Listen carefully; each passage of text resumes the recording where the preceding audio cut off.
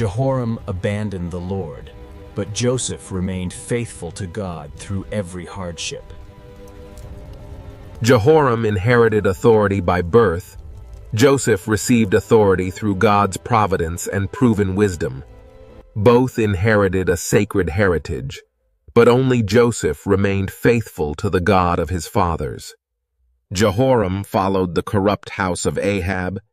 Joseph embraced the covenant promises given to his family. Jehoram possessed royal power, while Joseph first possessed only his father's favor and God-given dreams. Jehoram murdered his brothers, while Joseph was betrayed and sold by his own brothers. Jehoram became the aggressor in family rivalry. Joseph became the innocent victim of jealousy. Jehoram used authority to control others. Joseph used authority to preserve countless lives. Jehoram turned people away from God. Joseph openly acknowledged God as the source of wisdom. Jehoram surrendered to corrupt influence, but Joseph fled temptation and maintained his integrity. Jehoram brought idolatry into Judah. Joseph remained faithful while living among idolaters.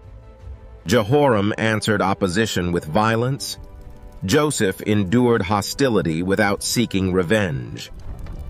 Jehoram inflicted injustice upon others, while Joseph suffered injustice despite his innocence. Jehoram's throne concealed his corruption. Joseph's imprisonment revealed the strength of his faith. Jehoram was truthfully condemned for sin. Joseph was falsely condemned for doing what was right. And Jehoram's foolish leadership produced decline. Joseph's wisdom produced preservation and stability. Jehoram resisted God's warning. Joseph cooperated faithfully with God's revealed purpose. Jehoram corrupted his nation, while Joseph's leadership became a blessing to many nations. Jehoram lost territories through rebellion. Joseph strengthened Egypt through disciplined administration. Jehoram's rule weakened at home. Joseph became highly influential within a foreign empire. Jehoram contributed to national weakness. Joseph prepared an entire nation for economic disaster. Jehoram failed amid national crisis. Joseph guided Egypt through famine with wisdom and preparation. Jehoram possessed a crown without godly leadership. Joseph served faithfully before ever receiving power.